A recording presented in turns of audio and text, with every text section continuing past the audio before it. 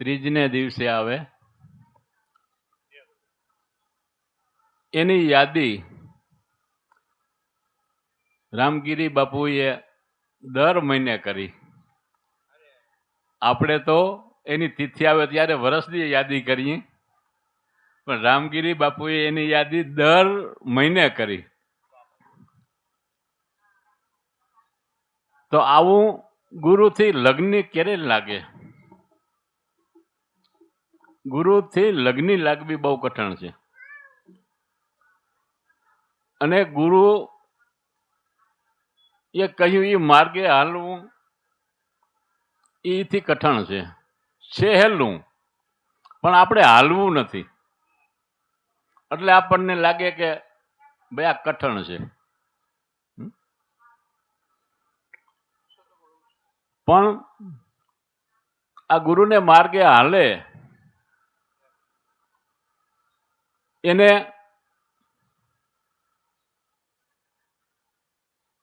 કોઈ પણ જાતની અડચણ આવતી નથી. આધિદૈવિક, આધિ ભૌતિક ને આધ્યાત્મિક, આ ત્રણ અડચણ આવે છે સંસારના લોકોને, પણ ભક્તિ માર્ગે હાલનારને આ એવી એક કોઈ અડચણ આવતી નથી. એક છે આપણો નિજ ધર્મ ને એક છે કર્મ ધર્મ.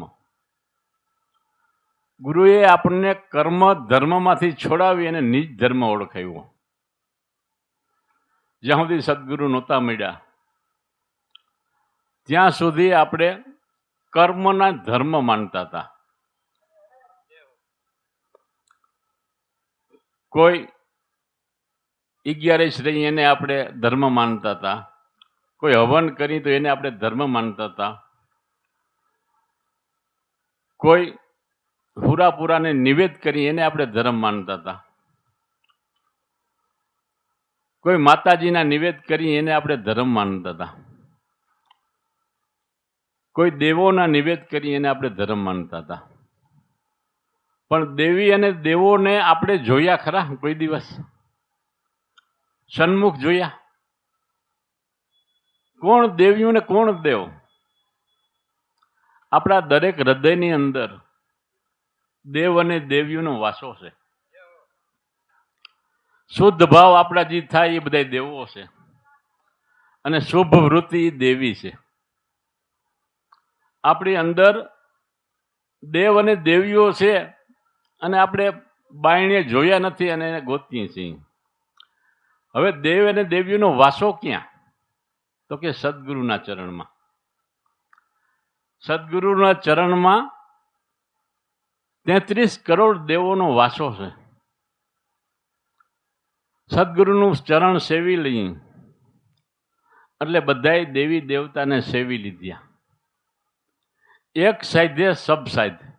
એકને તમે સાધી લ્યો એટલે એની પાછળ, આ નામની પાછળ સદગુરુએ જે વચન આપને ઓળખાવ્યું છે એ વચનની પાછળ અષ્ટસિદ્ધિ નવનિધિ એની પાછળ આવે. પણ વચનને આપણે જે ગુરુ મહારાજે કીધું છે એ પ્રમાણે આપણે હાલવું જોઈએ, એનું સ્મરણ કરવું જોઈએ. જ્યાં સુધી સ્મરણ નહીં કરી વચનનું ગુરુ મહારાજે આપ્યું છે એ વચનનું, ત્યાં સુધી આપણે ક્યાંય હાલશું જ નહીં, પહોંચશું નહીં. જે ગુરુ મહારાજે આપને પહોંચાડવાની રસ્તો બતાવ્યો હશે, જે ગુરુ મહારાજે આપણને પહોંચાડવાનો રસ્તો બતાવ્યો છે, એ રસ્તે પહોંચવા માટે આપણે સ્મરણ કરવું જોઈએ.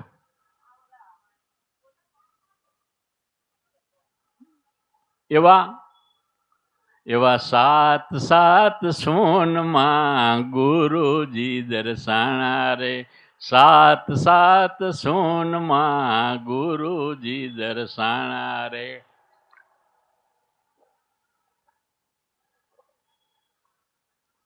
ગુરુજી દર્શાણા એવા દીવડિયા પ્રગટાવ્યા રે, સાત સાત સોનમાં ગુરુજી દર્શાણા રે. પેલા પેલા સૂનમાં ગુણપતિ રૂપ દર્શાણા રે, સાત સાત સૂનમાં ગુરુજી દર્શાણા રે. ગુરુજી દર્શાણા એવા દીવડિયા પ્રગટાવ્યા રે, સાત સાત સૂનમાં ગુરુજી દર્શાણા રે. બીજા બીજા સૂનમાં બ્રહ્મા રૂપ દર્શાણા રે, સાત સાત સૂનમાં ગુરુજી દર્શાણા રે. ગુરુજી દર્શાણા એવા દીવડિયા પ્રગટાવ્યા રે, સાત સાત સૂનમાં ગુરુજી દર્શાણા રે. ત્રીજા ત્રીજા સૂનમાં વિષ્ણુ રૂપ દર્શાણા રે, સાત સાત સૂનમાં ગુરુજી દર્શાણા રે. ચોથા ચોથા સૂનમાં અરસ પરસ રૂપ દર્શાણા રે, સાત સાત સૂનમાં ગુરુજી દર્શાણા રે. ગુરુજી દર્શાણા એવા દીવડિયા પ્રગટાવ્યા રે, સાત સાત સૂનમાં ગુરુજી દર્શાણા રે. પાંચમા પાંચમા સૂનમાં વાણી રૂપ દર્શાણા રે, સાત સાત સૂનમાં ગુરુજી દર્શાણા રે. ગુરુજી દર્શાણા એવા દીવડિયા પ્રગટાવ્યા રે, સાત સાત સૂનમાં ગુરુજી દર્શાણા રે. છઠ્ઠા છઠ્ઠા સૂનમાં જ્ઞાન રૂપ દર્શાણા રે, સાત સાત સૂનમાં ગુરુજી દર્શાણા રે. ગુરુજી દર્શાણા એવા દીવડિયા પ્રગટાવ્યા રે, સાત સાત સૂનમાં ગુરુજી દર્શાણા રે. સાતમા સાતમા સૂનમાં વિશ્વરૂપ દર્શાણા રે, સાત સાત સૂનમાં ગુરુજી દર્શાણા રે. દાસ ભગવાનને અખંડ રૂપ ઓળખાણા રે, સાત સાત સૂનમાં ગુરુજી દર્શાણા રે.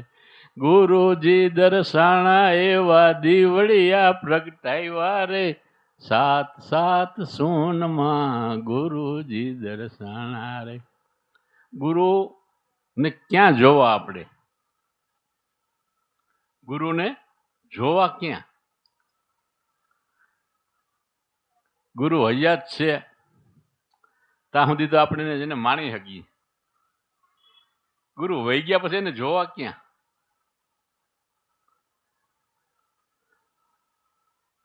તો ગુરુ હંમેશા આપણા શ્વાસ અને ઉશ્વાસમાં વસી રહ્યા છે.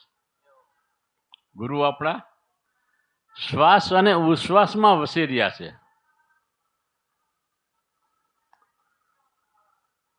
એને જોવા હોય તો આપણા શ્વાસ ઉશ્વાસમાં જુઓ. ને ગુરુનું રૂપ કેવું છે કે ગુણપતિ રૂપ. સર્વ સંપન્ન ગુણ જેનામાં હોય એ આપણા ગુરુ. આપણે ગુણપતિ બીજે ગોતવા ક્યાંય જવા નથી. આપણા ગુરુનું રૂપ જોઈ લ્યો એટલે ગુણપતિ આવી ગયા. સર્વ ગુણ સંપન્ન છે એ આપણા ગુરુ. એને બ્રહ્મા રૂપ કયો. ગુરુ બ્રહ્મા, ગુરુ વિષ્ણુ, ગુરુ દેવો મહેશ્વરા, ગુરુ સાક્ષાત પરિબ્રહ્મ તસ્મૈ શ્રી ગુરુવે નમઃ. ગુરુની અંદર બધાય રૂપ આવી જાય છે. એ બ્રહ્મા છે, એ વિષ્ણુ છે, એ શિવ છે. આપણે ક્યાંય ગોતવા જવા પણ નથી. ગુરુના દર્શન કરી લ્યો એટલે બધાય દેવોના દર્શન આવી જાય. પછી ચોથા ચોથા સૂનમાં 3 સૂન સુધી આખું જગત રમી રહ્યું છે. રજોગુણ, તમોગુણ અને સત્વગુણની અંદર. ગુરુના બાળકો એથી ઉપર ઉઠા. 3 ગુણની અંદર આખું જગત છે, પણ ગુરુના બાળકો એથી ઉપર ઉઠા. ચોથા સૂનની અંદર અરસ પરસ રૂપ દર્શાણા. શિવ અને શક્તિ આપણા હૃદયની અંદર બિરાજમાન છે. દરેકના હૃદયની અંદર શિવ અને શક્તિ બિરાજમાન છે. એ શિવ અને શક્તિ જે આપણો શ્વાસ લઈએ એ શિવ છે અને શ્વાસ છોડીએ એ શક્તિ છે.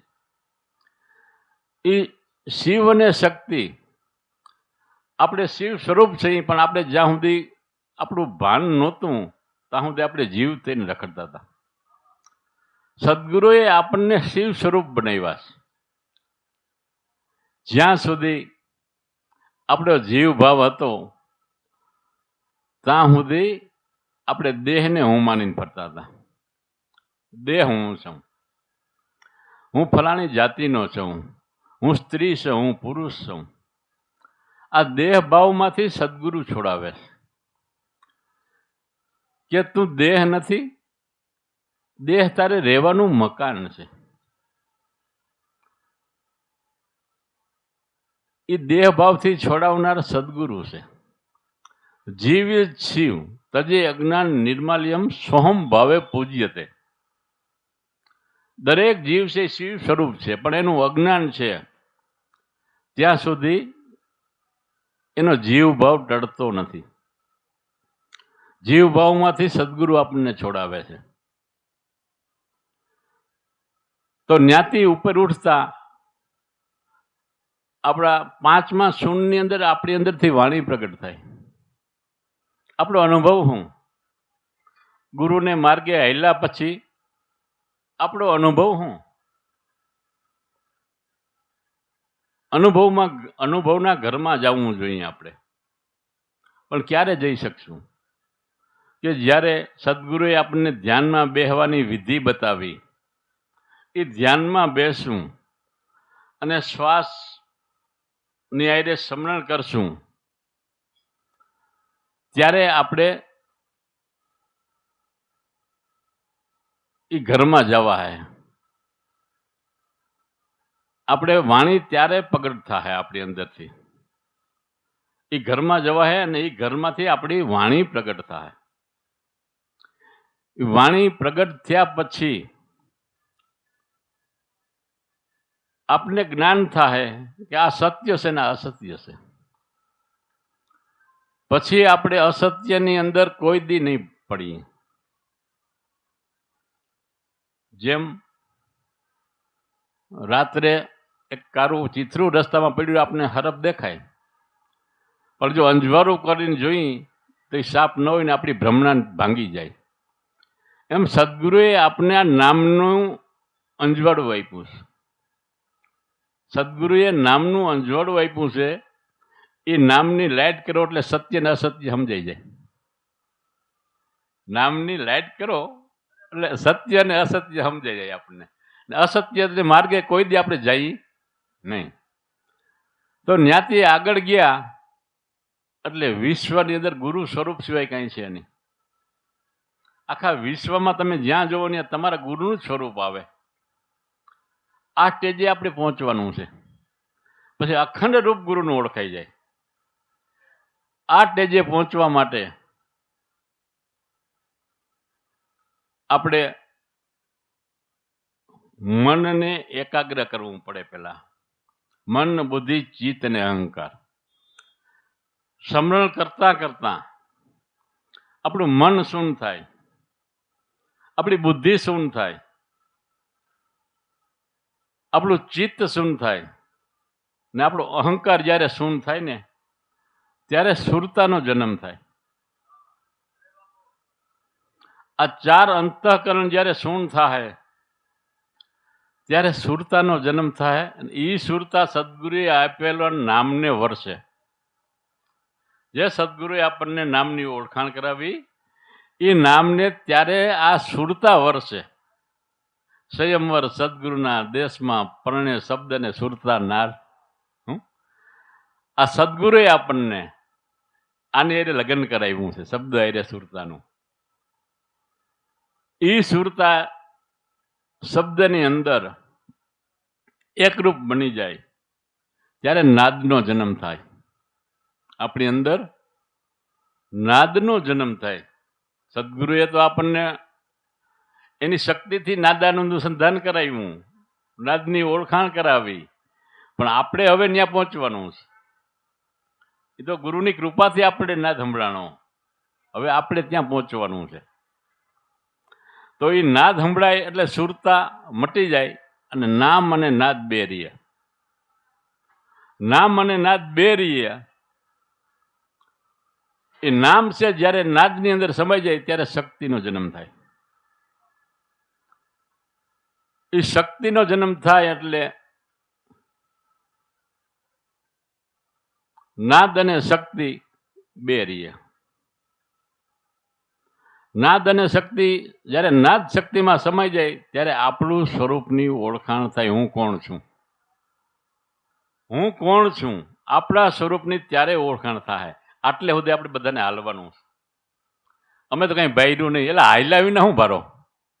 ગુરુ મહારાજે રસ્તો ચોખ્ખો શુદ્ધ બતાવ્યો છે આપણને, પણ આપણે હાલવું જોઈએ. આવા મહાપુરુષો રાત ઉજાગરા કરી પોતાના ખર્ચા કરી તમને સગવડ આપે અને તમને 84માંથી છોડાવી દીધા છે. તો હવે આ ભારા છે ને આપણે એ ઉતારી નાખો હેઠા.